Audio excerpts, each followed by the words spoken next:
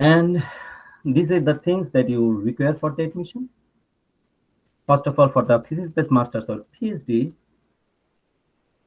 most important thing is if you have any research experience or publications and CGPA. These are the my opinion. Some people may also alter this sequence, but according to my opinion, publication and research experience, CGPA, statement of purpose, industry experience, IELTS, resume, and letter of recommendation. These are the most important things. But if you apply for the course-based program or Masters of Engineering, then your full profile is okay. You don't need to focus on specific things such as your CGPA, tuition, statement of purpose, IELTS, resume, SOP. So these are the whole things will make your profile. But if you don't have any publication, it's okay. If you don't have any good CGPA, it's okay. If you don't have any industry experience, is also okay for the course-based program. But for the thesis-based and PhD program, you have to make sure that uh, you can you can make your profile strong as much as possible with this. If you don't have publication, okay, try to make a good CGPA. If you don't have a good CGPA, try to cover it with publications. If you don't have publications and CGPA, try to make it a strong SOP so that everyone from the admission committee select your profile. So regarding the publication, I have a few things to share. Whenever you are publishing, try to publish it in a peer-reviewed journal. Do not publish in a predatory journal. Whether a journal is predatory or peer-reviewed, you can easily check with AI or you can check the website. The higher the number of publications and better the quality, the stronger will be your profile. In many cases, such as I also did a bachelor project from Bangladesh University of Textile.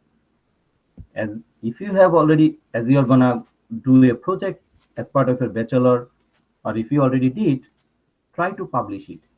Work in a way that you can publish your project. In many cases, such as it's not possible, so you can work as a group and also work on the publication of literature review. Many students I have seen are work on the literature review because their CGPA is not good. So some of the project that you can work, I think, not these are I'm recommending, but I'm just giving as an example. You can work on the metal organic framework, magazine, aerosol, composites, cellulose nanocrystal, artificial intelligence, sensor and actuator, and hydrogel.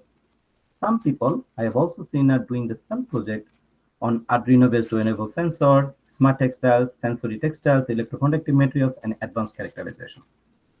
So you can also strong your profile, make your profile strong, kind of doing literature reviews, self project, you can publish your bachelor project. Your CGPA bed, you can cover it with the publications. So there's the thing I already mentioned. In terms of statement of purpose, this is the only way that the exam committee or the admission committee can judge your writing skill. So try to make it as clear and as good as possible. Every university has a fixed format of SOP. Just follow it. Give an excellent intro.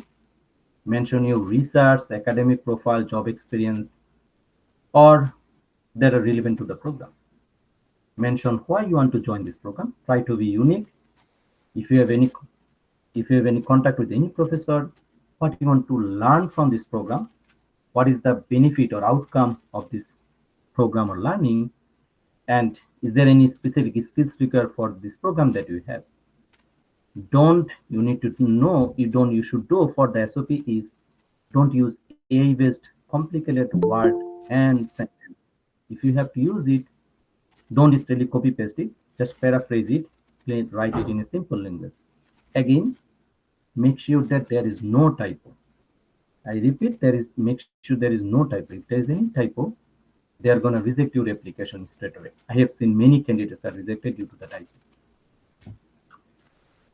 Coming from statement of purpose to IELTS, IELTS is a test to check up your skill, reading, listening, writing, and speaking skills. The more you practice, the better will be your IELTS score. Many universities prefer minimum IELTS score is 6.5, but some also universities accept admission with IELTS 6.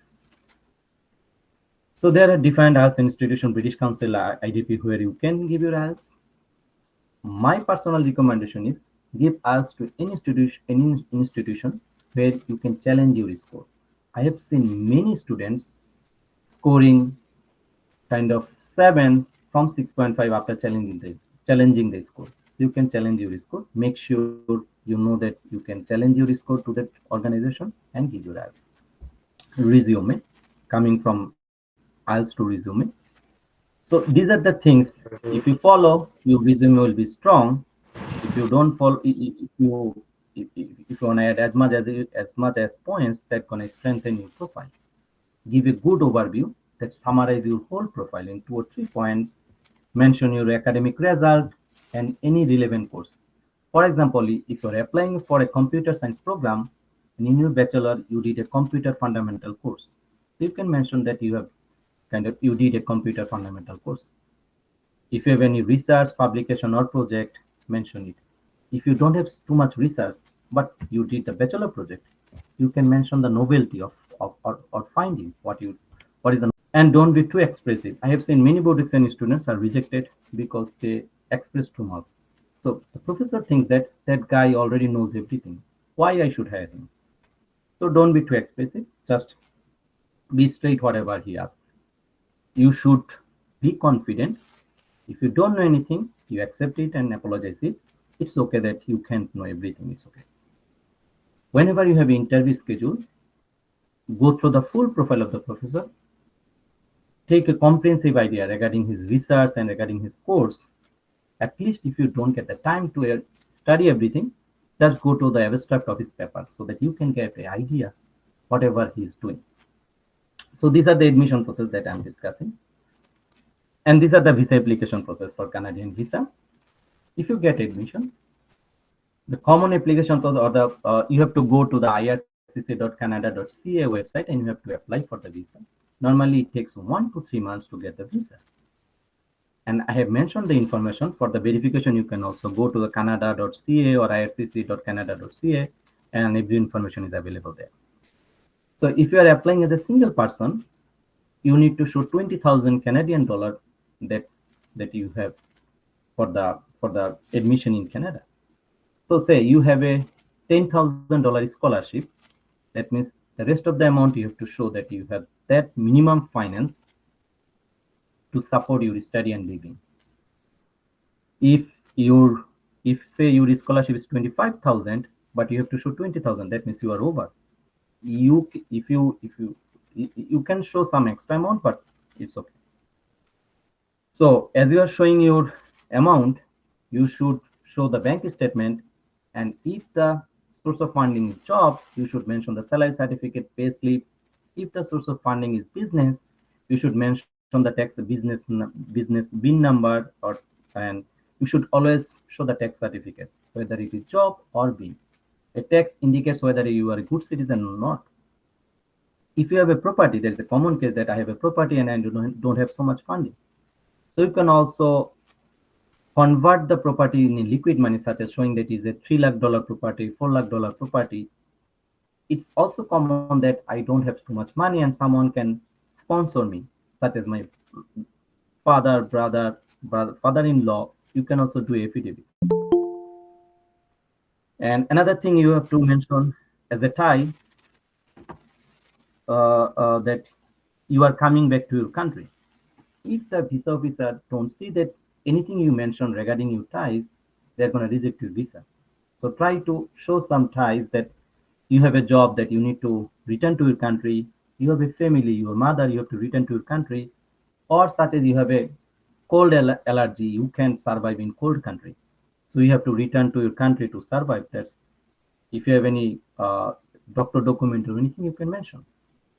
For in Canada, for one person, you have to show minimum 20,635 to get the visa. For two person, I mentioned on the right side, you have to show 25,000. In that case, you have to show the marriage certificate if you have a spouse. If you have one child, then you have to show 31,000. If you have two child, then you have to show 38,000.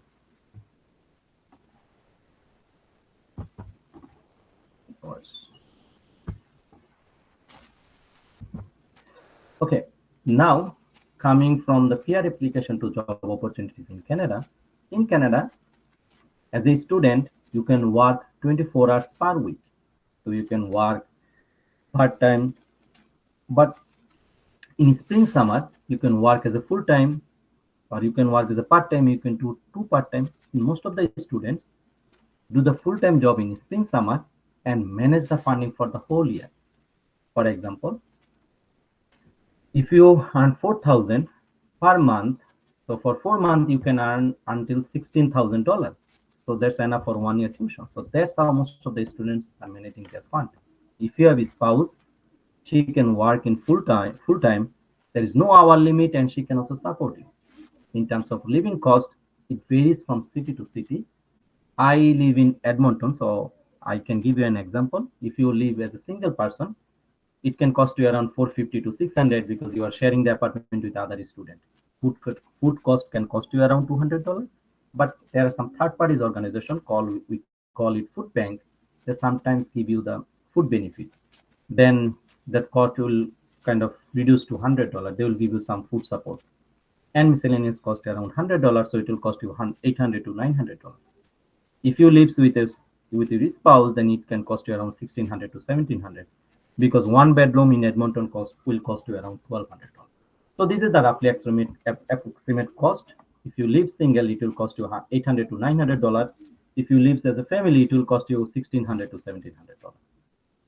Coming from admission process to PR, so there are two types of PR that people get the permanent residency. One is Canadian Provincial Nomination Program, that is called PNP. In Manitoba, Saskatchewan, if you get admitted in these two provinces, people get easily PR if you get 6 months, if you do 6 month job. There is no complication. Second thing, say you are studying and your spouse is doing a full-time job. So you can get PR as soon as you are a student. Many of my friends came to Canada with me. Now they are PR holder because their spouse got the job initially, apply for the PR, and they got the job. They got the PR. In Ontario, if you have a master's or PhD, you can apply for the PR. It's very simple process. So whenever you are selecting your admission, your university, just consider this point, which province are giving the PNP. These are very easy to get the PR.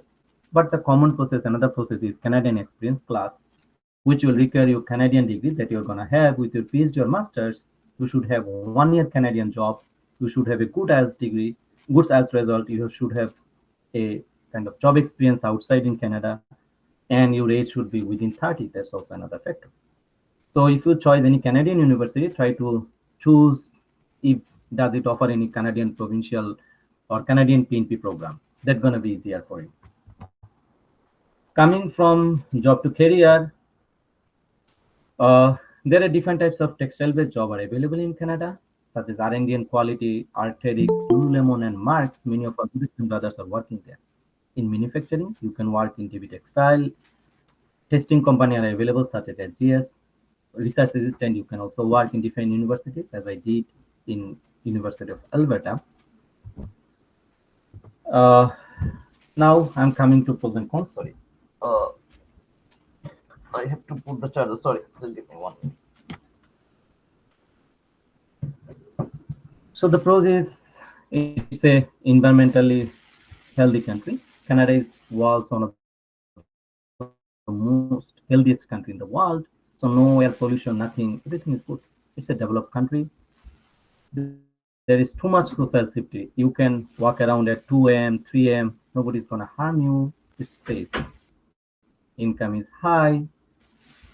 Almost everyone has a health insurance. So such as in many provinces, health is free, so you can and you can go to doctor, visit doctor, it's free.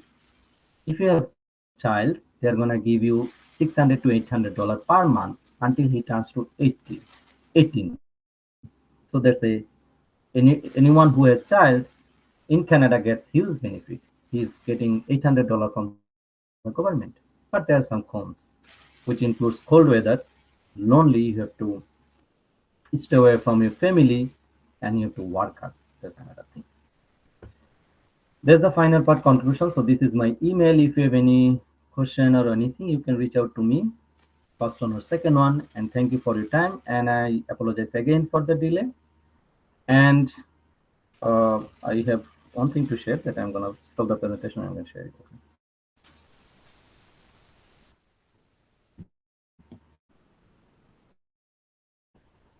Okay. So one final thing that I want to share, the most of the information that I shared are, I believe, that accurate or mostly accurate. If there is any deviation from the information or if there is anything wrong, that means that that changes due to time deviation. So if you think that anything doesn't match your learning with my information, that means there are some changes that happen. So it may also happen. Just I'm also applied for it. Thank you. So if you have any question or anything, you can just let me know.